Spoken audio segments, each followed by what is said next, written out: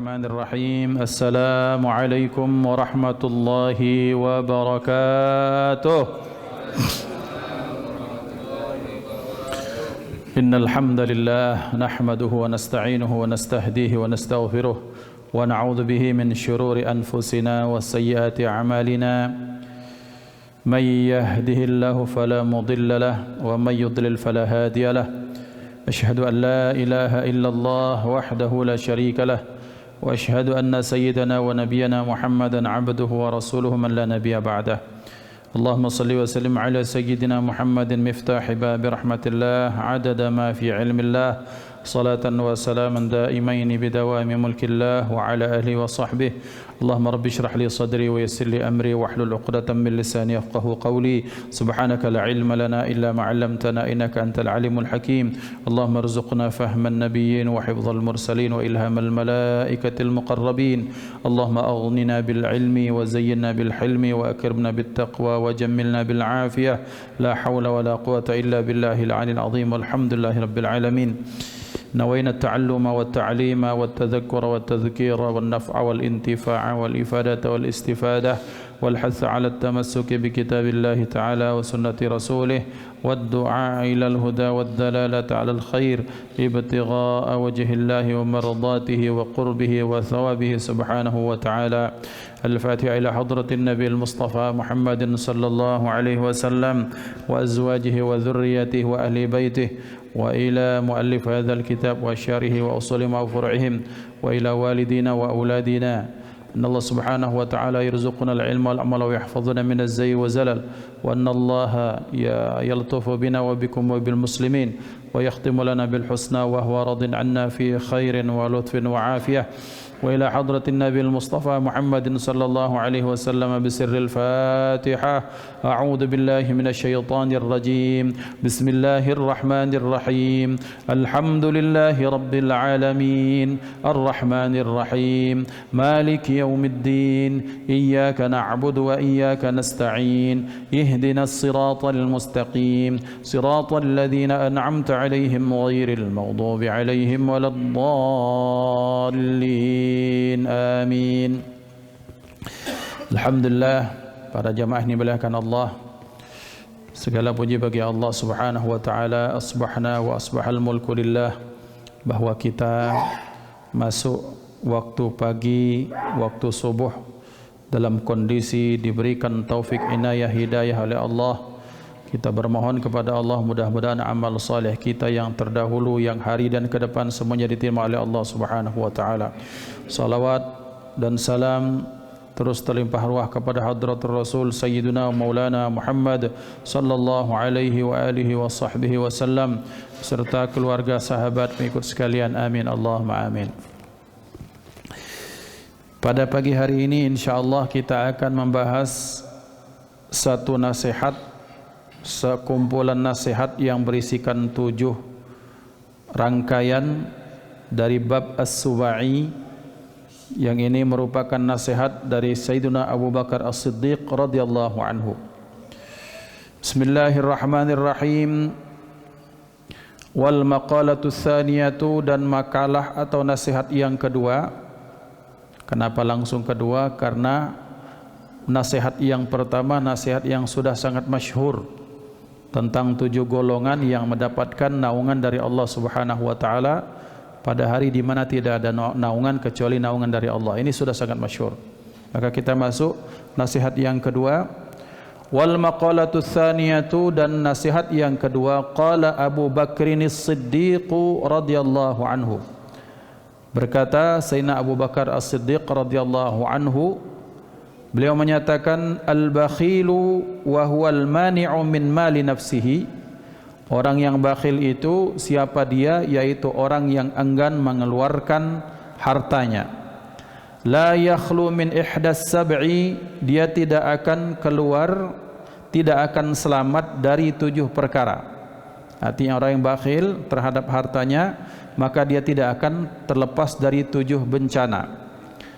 Imma, yang pertama, adapun yang pertama, an yamuta fayarithuhu man yubdhiluhu aw yabdhuluhu ay yufni wa fi nuskhatin yubadziru ay yufarriqu malahu wa yunfiquhu ay yukhrijuhu.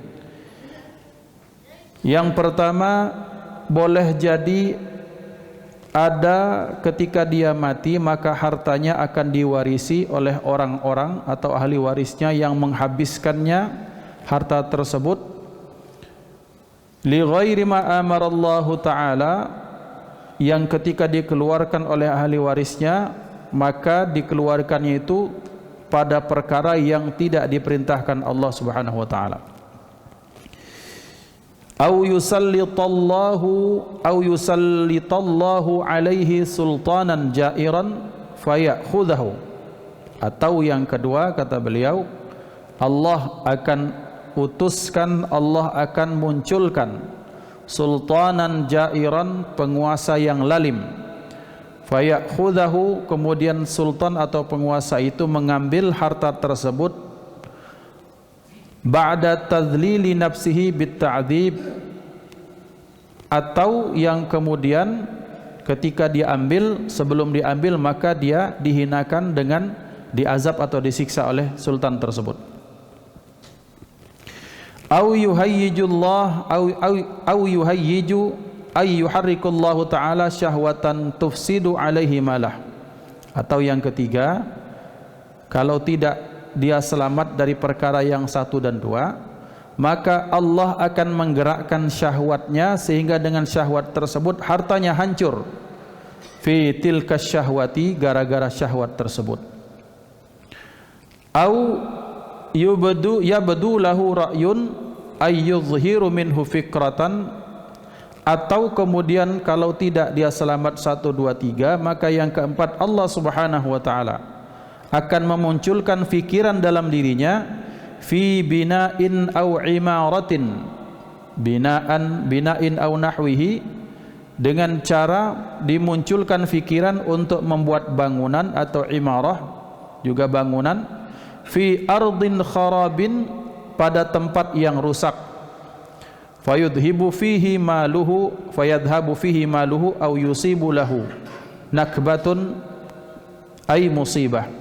Atau yang keempat, ketika dia dimunculkan fikiran untuk membangunkan harta di tempat yang rusak, kemudian dengan tempat rusak tersebut maka dia mendapatkan bencana atau mendapatkan musibah. Min nakbatid dunya, berupa bencana dunia, min gharaqin fil ma, boleh jadi hartanya tersebut tenggelam, au haraqin bin nar au huriqa bin nar, atau hartanya tersebut terbakar menjadi hangus, au saraqatin wa ma asbaha dzalik, ataupun ada yang mencuri di tempat tersebut sehingga hartanya hilang. Min isabatil matari awid dudi awil qarafat awil fi'ran, maka hartanya tersebut ketika dia tanamkan, dia investasikan di satu tempat, maka hartanya pun hilang, berupa ditimpa oleh hujan atau dimakan oleh ulat atau dicuri oleh segerombolan tikus.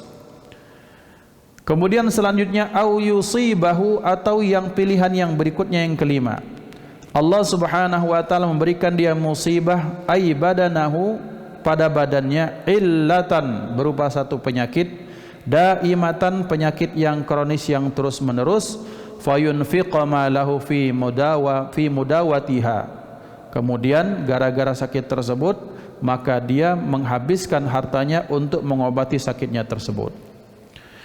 Au yadfunahu, atau ketika tidak dia selamat dari hal tersebut, maka dia dengan bakhilnya tersebut menyimpan hartanya tersebut fi mawdi'in minal mawadhi', di satu tempat dari sekian banyak tempat, fayansahu fala yajiduhu, maka kemudian dia lupa dengan harta yang dia simpan, maka dia tidak dapatkan.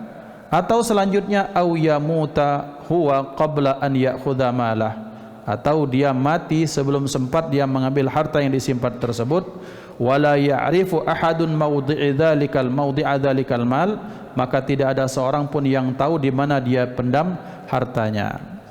Maka kemudian dikatakan oleh Sayyidina Abu Bakar Siddiq, fahadhihi kulluha musyahadatun bainan nas, a'udzubillah minal bukhl. Maka ini merupakan satu gambaran yang terjadi di tengah manusia, dan na'udzubillah, mudah-mudahan Allah Subhanahu wa taala menyelamatkan kita dari hal tersebut. Ikhwah yang dimuliakan Allah, pada pagi hari ini kita diajari oleh Sayyidina Abu Bakar As-Siddiq tentang bahayanya sifat bakhil terhadap harta. Pertanyaannya adalah, mengapa orang bisa sampai ada orang yang bakhil?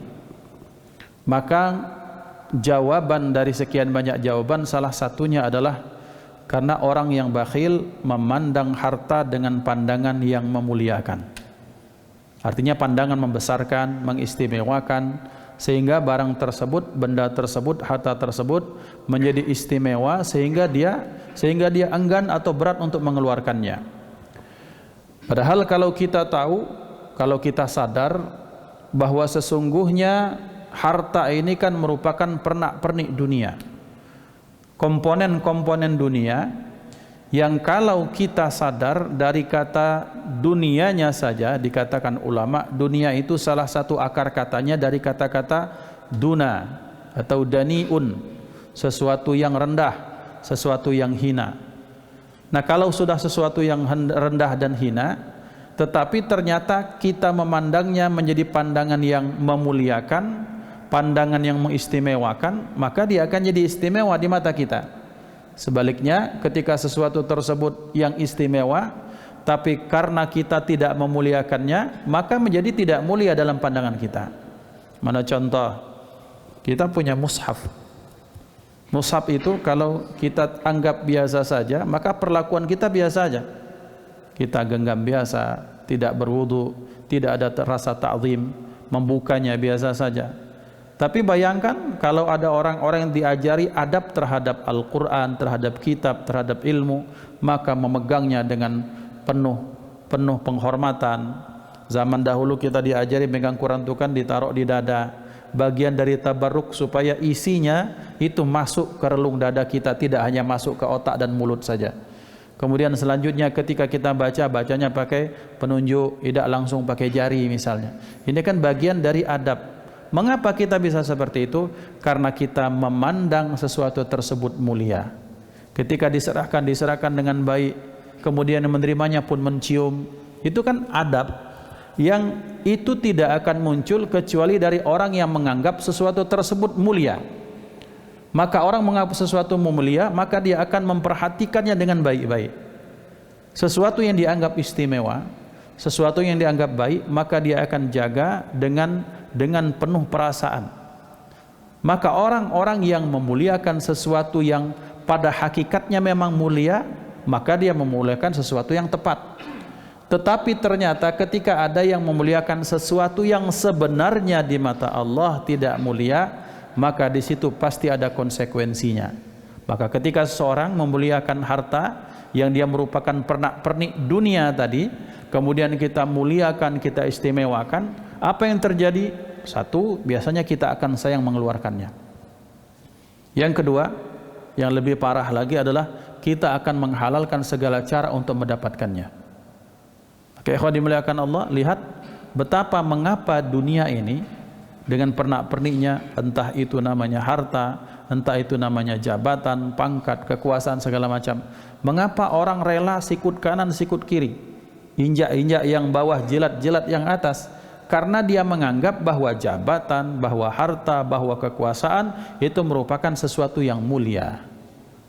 Padahal sebenarnya sesuatu tersebut ya biasa saja. Para zaman dahulu, para sahabat Sayyidina Abu Bakar As-Siddiq yang memberikan nasihat ini.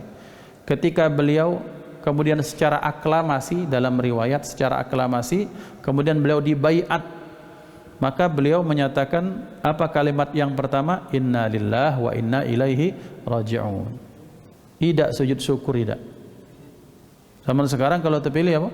Sujud syukur, nasi tumpeng, organ 3 hari 3 malam.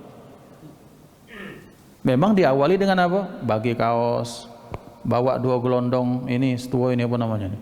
Karpet masjid. Kalau terpilih dibiarkan, kalau kalah tarik. Hakata.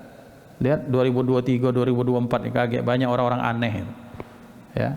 Maka ikhwan dimuliakan Allah SWT, mengapa bisa seperti itu? Karena mereka menganggap bahwa kekuasaan sesuatu yang mulia, sesuatu yang istimewa.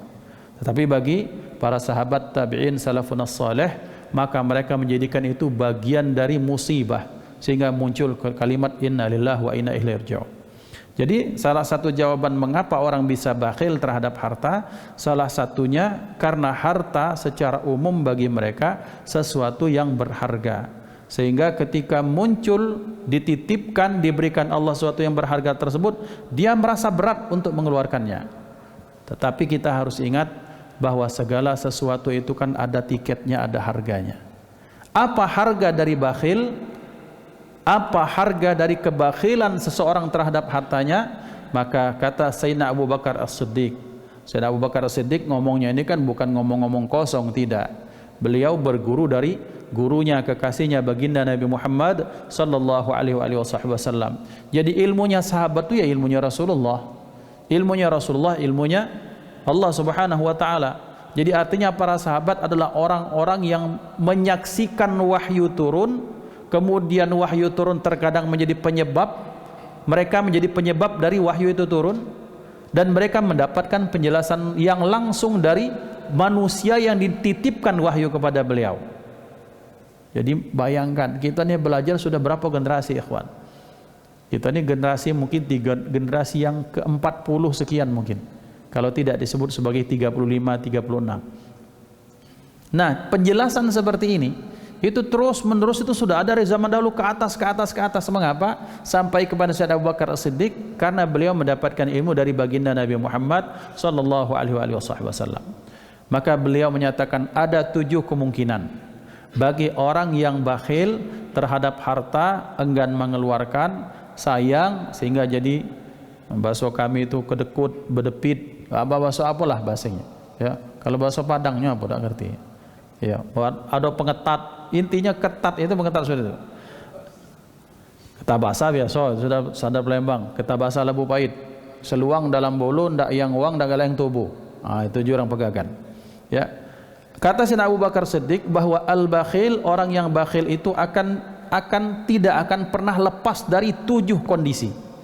Apa 7 kondisi? 1, sayang nian dengan harta, ndak dikeluar-keluarga. Mobil ndak dipakai untuk pengajian, harta disimpan. Kemungkinan pertama kata beliau, yang pertama dia mati.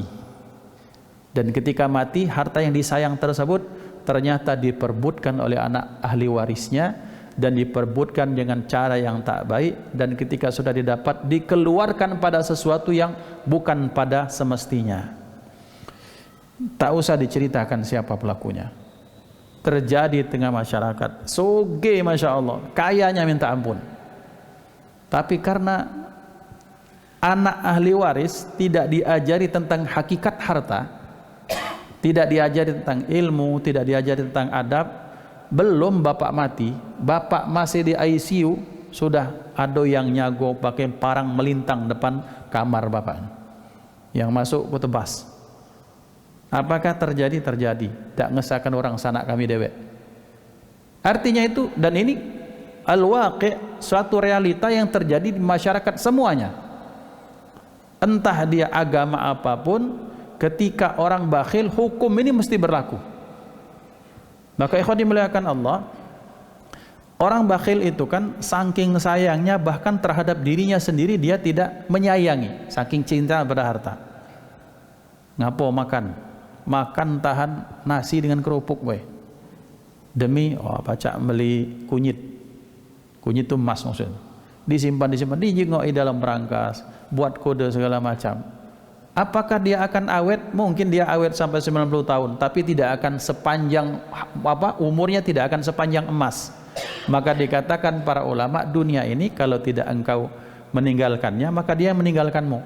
Maka sampai di genggaman kita, anggaplah ini harta, saya tahan sampai saya mati, maka tidak akan mungkin saya akan masuk ke liang kubur. Setelah ini pena ini akan diperebutkan oleh ahli waris.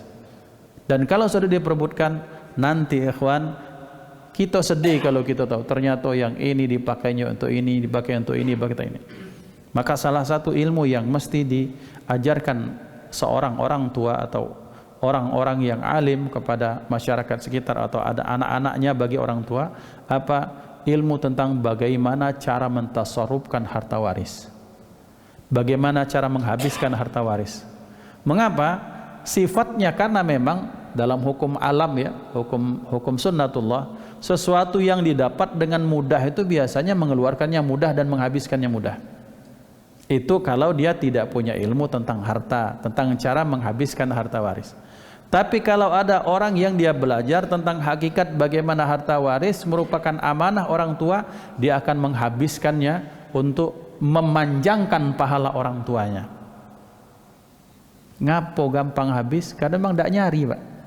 Anak-anak tinggal, wah ini dapat sekian, Fulan bin Fulan dapat 500 juta, Fulan dapat 250 juta, berdebok bahasa gitu, tinggal plek nyampak, karena dia mudah langsung dihabiskan, habis itu selesai, wala asapnya tidak kelihatan lagi. Maka ikhwah, orang-orang yang bakhil terhadap hartanya, satu kemungkinan yang pertama, maka hartanya akan diperbutkan, dan ketika diperbutkan akan dikeluarkan pada sesuatu yang bahkan itu bukan dalam jalurnya Allah Subhanahu wa taala. Lah banyak cerita, tidak usah diceritakan, dalam kehidupan kita masing-masing, di dusun kita masing-masing, di kampung, di kota kita masing-masing, di sekitar kita masing-masing, kita pasti sekali minimal itu pasti mendengar tentang cerita orang berebut atau waris. Na'udzubillah tsumma na'udzubillah. Maka kalau tidak, ternyata tidak terjadi yang pertama, kata beliau, maka yang kedua, au yusallitallahu alaihi sultanan jairan fayakhudhahu ba'da tadlili nafsih. Kalau tidak yang terjadi yang pertama, maka terjadi kemungkinan yang kedua adalah ini harta akan dirampas oleh penguasa yang lalim. Tahan dia sama hartanya. Oh, dia sudah jaga-jaga. Kemudian untuk kebakhilan itu artinya seperti ini. Pasangan mayat itu kan burung onta, burung pemakan bangkai. Sebagaimana pasangannya bunga itu adalah lebah yang menghasilkan madu. Artinya kebakhilan ini merupakan penyakit, maka Allah akan pasangkan penyakit dengan penyakit baru. Ketika penyakit baru itu dia terselamatkan dari kemungkinan pertama, dibikin penyakit yang kedua apa? Ada orang yang lalim. Sultan penguasa di sini bukan berarti sultan penguasa yang harus presiden atau tidak. Boleh jadi dia masyarakat biasa tapi punya kekuasaan di masyarakat. Maka dengan kelalimannya, maka dia ambil, dia pulilah istilahnya. Kemudian disiksa ini orang, kemudian dirampok hartanya. Jadi sultan di sini tidak harus penguasa yang lalim berupa penguasa, tidak. Siapapun dia yang punya kekuasaan, maka hartanya diambil secara paksa setelah dia diintimidasi, dipermalukan, diazab, dihina segala macam. Maka apakah terjadi? Ya terjadi. Mungkin zaman kita, alhamdulillah negara kita Indonesia aman. Negara kita aman. Tapi zaman dahulu betapa banyak ada orang-orang bakhil itu mendapat perlakuan seperti ini. Lewat di satu tempat dia kena rampok. Bukan dia sayang dengan hartanya, ternyata ada orang yang berkuasa diambil itu harta. Kenapa? Karena memang dia sudah memelihara penyakit kebakhilan. Dan penyakit itu kan seperti bangkai dipasangkan dengan burung pemakan bangkai. Na'udzubillah. Kemudian selanjutnya, au yuhija au yuharrikallahu lahu syahwatan tufsidu alaihi malah. Yang berikutnya yang lebih ngeri lagi, orang ini, yang ketiga ini, orang yang bakhil, biasanya dia akan dibangkitkan syahwatnya oleh Allah Subhanahu wa taala. Sehingga dia pakai hartanya bukan untuk kebaikan, tapi untuk, kalau bahasa kita, berfoya-foya, mengentaskan syahwatnya, kemauannya pada satu perkara yang tidak membuat Allah Subhanahu wa taala ridha. Jadi maaf, naudzubillah, dipakai untuk untuk mabuk-mabukan misalnya. Bahasa kita Palembang untuk main betino, naudzubillah. Habis itulah Pak, barang itu kalau lihat ya, kemarin kan kita datang siapa? Ustadz yang makan gratis. Iya. Sengaja saya pilih katanya Ustadz untuk, ya kita boleh cerita ke kita. Tinggal di hotel yang mahal, dilihat, oh ternyata cara menghamburkan harta untuk kemaksiatan bahkan lebih mahal dibandingkan kalau untuk melakukan kebaikan. Kebaikan modal berapa? Modal seret. Sudah subuh modal 5.000, 10.000, kerotak-kerotok lewat. Masya Allah, dapat pahala, dapat ridha Allah Ta'ala. Tapi untuk mengentaskan syahwat, tak pacak 5.000. Berapa? 15 menit, setengah juta. Itu setua tu baik itu. Belum nak nyiwa. Nah, kalau maksiat tak mungkin di tempat yang ramai, tak mungkin. Sembunyi-sembunyi di tempat private dan bayaran pun mahal, kan seperti itu. Maka sebanyaknya duit, kalau orang bakhil, maka Allah akan habiskan dengan cara syahwatnya dinaikkan sama Allah, kemudian dengan syahwat tersebut hartanya habis. Bahasa kita, duitnya tidak akan berbentuk, Pak. Duitnya tidak akan berbentuk. Kenapa tidak berbentuk? Ya habisnya untuk sesuatu yang dimurkai Allah Subhanahu wa taala. Ngumpul sama kawan-kawan dari pengajian, keluar duit 200.000, minum wedang jahe, minum ini, minum bandrek, makan ini. Paling hoji 400.000, yang makan orang 20. Tapi kalau Allah sudah naikkan syahwatnya untuk satu botol min 1 juta, 2 juta, baru itu belum biaya senggol kanan senggol kiri lah sekian berapa, nyawer naudzubillah tsumma naudzubillah ikhwan. Maka kita lihat betapa paradoksnya kehidupan ini. Untuk amal soleh ternyata murah sebenarnya, tapi untuk melakukan kemaksiatan mahal harganya, tapi banyak yang milih. Yang saya heran itu Pak, budaya sawer. Sawer itu apakah boleh Ustadz? Boleh, tapi yang disawer itu kalau ada haflah tilawatul Quran di Masjid Agung, lihat Pak, di Pakistan, di India, di Bangladesh tuh, disawer ini. Banyak protes, kalau saya tidak protes malah saya suka. Kapan lagi kita nyawer yang berpahala? Dasar riak, itu terserah riak. Yang penting ketika duitnya banyak, berguna untuk sangkori.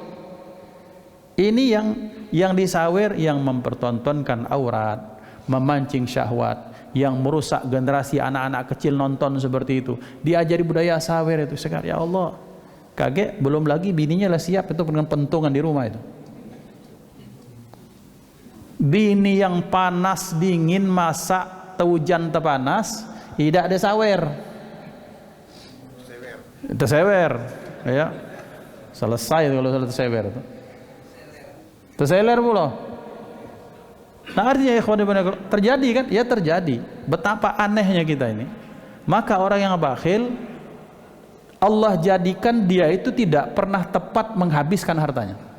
Allah jadikan dia tidak pernah mendapatkan sesuatu yang tepat untuk menghabiskan harta. Kenapa? Karena bakhil.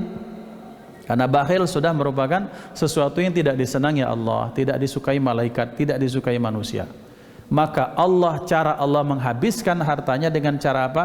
Allah timbulkan syahwatnya. Dan kalau sudah ditimbulkan syahwat itu kan dikatakan Al-Imam Al-Busiri dalam qasidah burdahnya, bahwa nafsu itu, kata beliau, seperti anak kecil yang sedang menyusu sama ibunya. Terus menerus sampai usia 2 tahun tidak disapih, maka sampai besar itu masih nak nyusu terus. Ini orang tidak pernah disapih semua ini benar. Ya, sampai tua masih nak nyapi kira-kira. Tapi kalau orang yang 2 tahun dia dipisah, apakah bisa hidup? Ternyata si anak bisa. Ada dalam cerita, ada anak yang ngempeng sama ibunya sampai usia 4-5 tahun. Sudah masuk SD masih benak umak itulah. Terjadi mengapa? Karena tidak pernah disapih, tidak pernah dipisahkan. Maka syahwat itu, kata Imam Al-Busiri, ketika engkau sapih dia berat pada pertamanya, tapi lama-lama dia akan mampu tumbuh. Nah masalahnya adalah kalau orang bakhil, Allah yang menimbulkan syahwat pada orang tersebut, dinaikkan syahwatnya sehingga ketika dia menghabiskan hartanya pada sesuatu yang, ya Allah, dulu ada penyanyi di Indonesia, penyanyi masyhur viral zaman itu. Apa gawenya? Ya tidurnya di hotel sini, hotel situ, foya-foya segala macam. Habisnya apa? Habis itu ketika dia jadi gelandangan. Nah, naudzubillah tsumma naudzubillah. Maka orang-orang yang mengentaskan yang memperturutkan syahwatnya, maka hartanya tidak akan pernah bersisa, naudzubillah.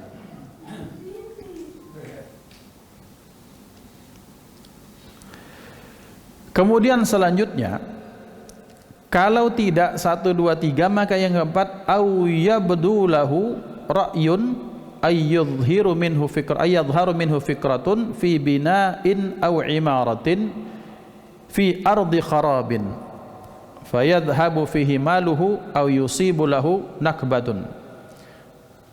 Syahwatnya tidak muncul. Kemudian selanjutnya tidak ada penguasa yang lalim, maka kemungkinan berikutnya apa? Kemungkinan berikutnya ditimbulkan sama Allah apa? Ditimbulkan apa? Semacam ide. Allah yang sengaja menimbulkan ide. Idenya dengan cara apa? Ditimbulkan ide untuk membangun bangunan yang besar, hebat segala macam di tempat fi ardi kharaban, di tempat apa? Di tempat yang rusak. Maksudnya yang berpotensi tempatnya tidak aman, kriminal, kemudian tempat tersebut secara kontur tanah tidak kuat, sehingga akan muncul bagi dirinya satu ide untuk mendirikan bangunan tempat di rumah dia di satu tempat, di satu tanah, di satu daerah yang tidak aman, baik tidak aman pada posisi kondisinya maupun dalam aspek pertanahannya misalnya. Maka ketika dia membangun tersebut, maka harta tersebut boleh jadi ditimpa oleh hujan sehingga dia longsor, yang disayang-sayang tadi. Atau kemudian ini Pak, datang pengurus Masjid Baitur Rahman, datang rumah zakat, datang rumah anak yatim, datang pesantren-pesantren, mengajukan proposal, tidak pernah dapat, tidak pernah pelos, disimpan itu uang. Maka karena saking sayangnya, sudahlah, saya mau bikin investasi, saya mau bikin rumah, bikin villa, artinya untuk dirinya sendiri. Di mana? Ditaruh di tempat. Ternyata Allah munculkan pikiran tersebut untuk bangun. Biasanya villa kan jarang di tempat yang ramai, tempat-tempat sepi, di lereng-lereng gunung. Itu mubazir. Setelah mubazir apa? Kena longsor, jeblok, habis hartanya hilang. Atau kanyot, atau kena gempa bumi. Ustadz, berarti yang kena gempa bumi itu balak? Belum tentu. Tapi dalam kasus orang bakhil, maka Allah akan munculkan ide pemikiran seperti itu, sehingga hartanya itu tak sempat dicicipi oleh dia secara sempurna, juga tidak bermanfaat untuk orang banyak. Dia tidak terasa, dia orang banyak tidak terasa. Siapa yang terasa? Alam semesta yang merasakannya.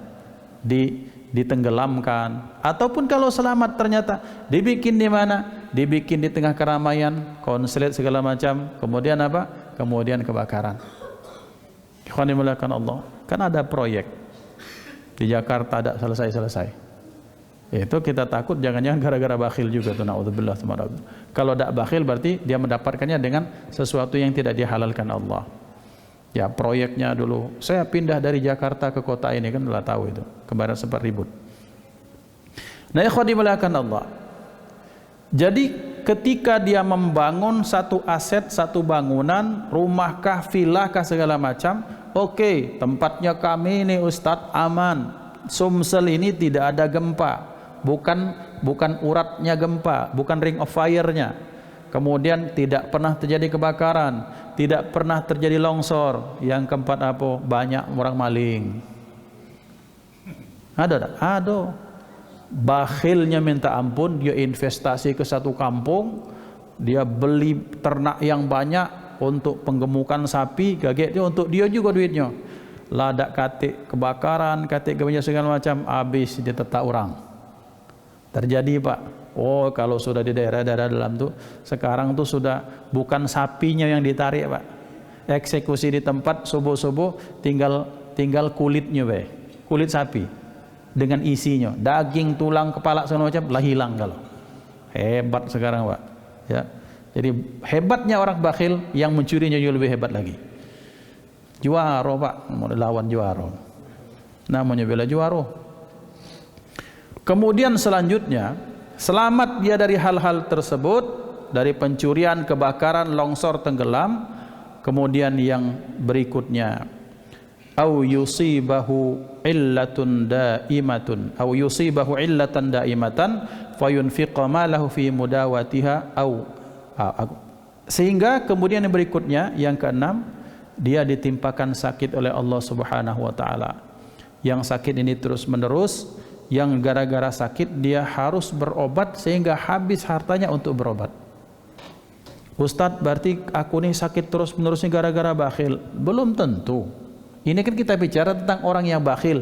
Dari segala kemungkinan yang sebelum-sebelumnya, maka kemungkinan berikutnya adalah orang yang bakhil akan ditimpakan sakit oleh Allah Subhanahu wa taala.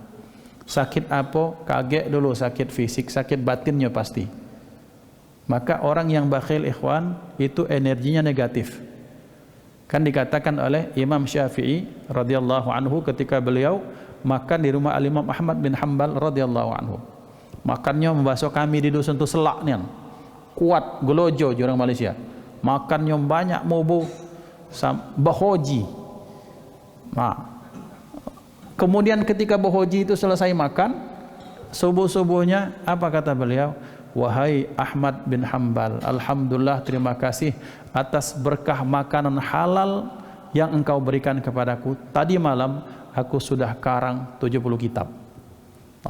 Mikir itu. Tapi mikirnya ulama, bukan mikirnya kita.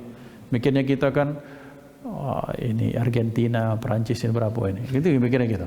Ya. Tapi mikirnya ulama selesai. Nah, apa dilanjutkan kata beliau? Fa inna ta'amal karimi dawa. Karena sesungguhnya makanan yang disajikan orang yang dermawan itu akan jadi obat. Obat apa? Obat batin, obat penyakit dari penyakit hati. Wa inna ta'amal bakhili da. Sementara makanan orang bakhil itu akan jadi penyakit. Orang bakhil itu akan menjadi penyakit yang diberikan kepada kita. Penyakit apa? Penyakit batin. Kita akan terpengaruh. Makanya para ulama zaman dahulu kalau diundang makan tuh tidak pernah nolak, minimal secompok makan, ngambil tabaruk dari orang yang memberikan itu orang-orang yang baik. Maka orang yang bakhil, kemungkinan yang keenam, dia ditimpakan Allah satu sakit, yang sakit tersebut terus menerus tidak sembuh-sembuh, yang dengan sakit tersebut maka dikeluarkan hartanya banyak, habis. Bahkan saya dapat cerita dari ustadz yang saya sering ceritakan juga di sini.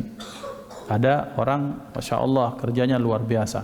Ya, 1 bulan gajinya itu berapa? 125 juta sebulan. Alah, kebanyak gaji. Masya Allah, terjadi betul-betul di kota besar itu biasa seperti itu. Tapi enggan zakat, bakhil, minta ampun, kikir, segala macam gak keluar. Maka Allah timpakan sakit kepala, sakit di otaknya itu. Kemudian berobatnya, biaya berobatnya 150 juta tiap bulan. Tekor jo. Iya, besar duit itu. Dalam pandangan kita besar, 125 besar, tapi ternyata iya, demandnya lebih besar. Permintaannya lebih besar untuk keluar. 150 juta. Tekor selawi tiap bulan. Maka ikhwan ibadakallah, ngutang. Terjual barang. Artinya apa? Habis asetnya yang dia sayang-sayang, yang enggan dikeluarkan, enggan diinfakkan, ternyata tetap Allah punya 1000 cara untuk mengeluarkan dari kita. Maka kata ulama kira-kira seperti ini, keluarkan harta dengan cara yang disayang Allah, disukai Allah. Kalau tidak, maka Allah akan mengambil dari cara yang kita tidak suka. Tidak suka, dinjok penyakit, tidak sembuh-sembuh, tidak suka kita. Tapi Allah punya banyak cara untuk diambil. Lepas dari sakit, kebakaran tadi itu. Na'udzubillah, na'udzubillah. Kemudian selanjutnya yang terakhir, atau sakit tidak, dibangun di tempat investasi yang tidak aman juga tidak katik perampok, tidak ada perampok, tidak ada penguasa yang lalim, kemudian dia sehat segala macam, kemudian akan ditimbulkan pemikiran, daripada takut kemalingan nak kusimpan baik, kedok lubang berdalam-dalam, bini anak tak tahu, disimpan. Bedentum lewat berapa tahun lupa. Cara Allah kan gampang. Nah, barang tu di mana lah aku simpan. Tak dapat, tak bertemu. Sampai dia mati tak bertemu. Atau ketika dia ingat, tak sempat-sempat ngambil, jadi harta karun. Hakata. Jadi ikhwan dimuliakan Allah, jadi Allah tu punya banyak cara untuk menghabiskan harta orang bakhil. Sebagaimana Allah punya banyak cara untuk membalas kedermawanan orang-orang yang dermawan. Jadi intinya adalah kita mengetahui sebab-sebab dari kebakhilan seseorang itu, dampak buruknya, supaya kita diselamatkan dari penyakit ini insyaallah. Maka ikhwan dimuliakan Allah Subhanahu wa taala. Jadi 7 kemungkinan ini yang akan ditimpakan Allah kepada orang-orang yang bakhil. Maka kita bermohon kepada Allah untuk supaya kita diselamatkan dari sifat bakhil. Mak mano caronyo salah satunya kita memperbaiki sudut pandang tadi. Karena sudut pandang ini yang paling penting. Sudut pandang kita memuliakan dunia, memuliakan harta, maka kita akan sangat sayang untuk mengeluarkannya. Dalam kacamata kebakhilan ya. Tapi kalau kita memandang harta adalah sesuatu yang mulia, yang kita berharap harta ini menjadi milik kita, dengan cara apa? Dengan cara diinfakkan, itu yang betul. Kan ada orang ini kan sudut pandangnya, ada yang sayang sama harta sehingga dia enggan mengeluarkan. Tapi ada yang sayang mengistimewakan harta sehingga harta ini dikeluarkan, diinfakkan. Kenapa? Karena dia tahu bahwa yang dikeluarkan, diinfakkan itulah milik yang sesungguhnya. Nah, orang-orang seperti ini adalah orang-orang yang sadar dan tahu hakikatnya harta. Maka berarti wajar kalau zaman dahulu ada orang yang sedekahnya jor-joran, kemudian dia berbaginya jor-joran, karena memang mereka tahu bahwa dia pengen menjadi sesuatu yang dititipkan di dunia itu betul-betul menjadi miliknya yang asli di akhirat. Kemungkinan harta itu kata Rasulullah ada 3. Yang pertama, yang kamu makan habis, yang kamu pakai kemudian usang, kemudian yang kamu infakkan itulah yang akan kekal. Yang kita makan semahal-mahal makanan, tidak akan ada makanan yang awet di dunia ini. Habis di perut selesai. Masuk singkong keluar kuning, masuk tahu keluar kuning, masuk pempek belido harga 10.000 sekok itu tetap kuning juga keluar. Sama be berarti. Artinya apa? Yang disebut harta adalah sesuatu yang kita makan akan habis. Yang dipakai mau mahal mau murah, tetap akan ada masa kadaluarsanya itu pakaian. Tapi ketika sesuatu itu dikeluarkan, lewat kejap setiap subuh 5.000 lah nyimpan kita di akhirat, untuk akhirat 5.000 dalam pandangan kita. Tapi ketika berbarengan, kata malaikat kan tiap hari malaikat turun, Allahumma a'ti munfiqan khalafa, ya Allah berikanlah orang yang berinfak itu khalafa, sebagai banyak gantimu dari Allah Subhanahu wa taala, ya Allah, maka diberikan dilipat gandakan oleh Allah Subhanahu wa taala. Maka nabung. Maka nabungnya orang Islam dengan cara dikeluarkan, nabungnya orang bakhil dengan cara disimpan sampai mati. Wassalam, dia tidak terasa. Maka ikhwah dimuliakan Allah Subhanahu wa taala, inilah harta, tinggal sudut pandang kita bagaimana menyikapinya. Apakah sudut pandang kita betul-betul ingin memiliki secara hakikat atau memiliki secara semu? Kalau ingin memiliki secara hakikat, maka kita keluarkan pada jalan-jalan diridhai Allah Subhanahu wa taala. Tetapi kalau kita ingin memilikinya secara semu, habis di dunia, maka ini yang terjadi 7 kemungkinan ini. Kemudian ikhwan dimuliakan Allah, bagaimana cara dilepaskan dari sifat bakhil? Maka sering-seringlah kita ke tempat-tempat yang tidak seberuntung kita. Ketika kita masuk ke satu tempat yang kumuh, yang susah, yang Masya Allah, rasa kemanusiaan kita itu akan apa? Akan tersinggung. Sehingga ya Allah, aku selama ini makan ku simpan 20 juta dalam tabungan, sementara ini orang di dusun makan 20.000 untuk orang 4 anak beranak. Ya Allah, nah rasa kasihan itu akan menghilangkan kebakhilan. Yang terakhir, sebagaimana doa yang diajarkan baginda Rasulullah sallallahu alaihi wasallam. Beliau mengajarkan doa yang semuanya insyaallah sudah hafal. Allahumma inni a'udzubika minal hammi wal hazan, wa a'udzubika minal ajzi wal kasal, wa a'udzubika minal jubni wal bukhul. Ya Allah, aku bermohon kepadamu dari lemahnya hati dan dari sifat bakhil.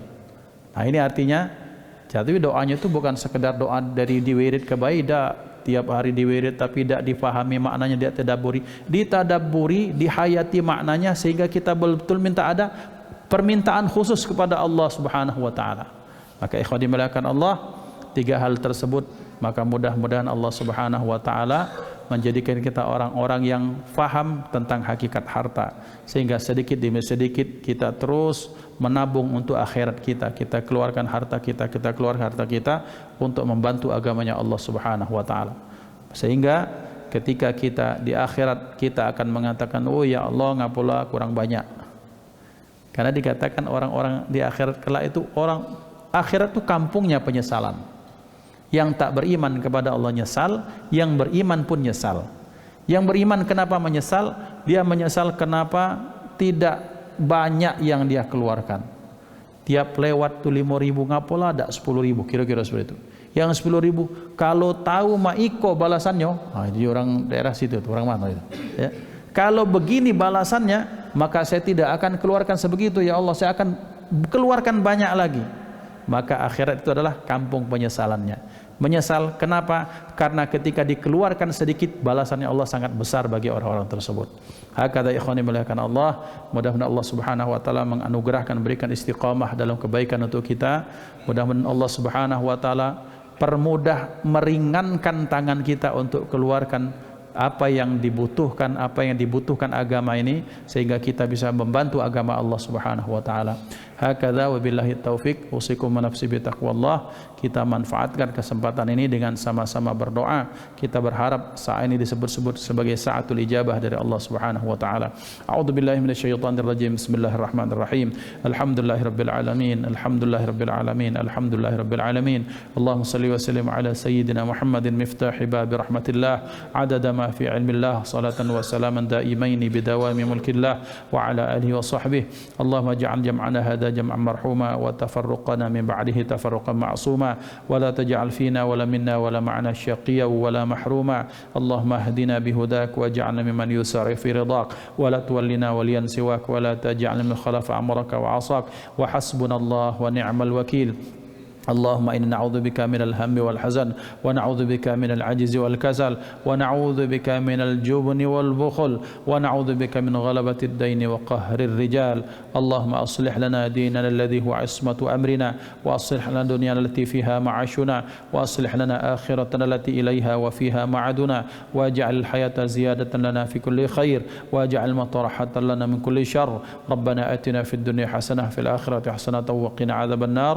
وصلى الله ala sayyidina Muhammad wa ala alihi washabbihi wasallam walhamdulillahi rabbil alamin. Kita sempurnakan dengan kafaratul majlis. Subhanallahi wa bihamdihi, subhanakallahumma wa bihamdika, asyhadu an la ilaha illa anta astaghfiruka wa atubu ilaik. Tsumma assalamu alaikum warahmatullahi wabarakatuh.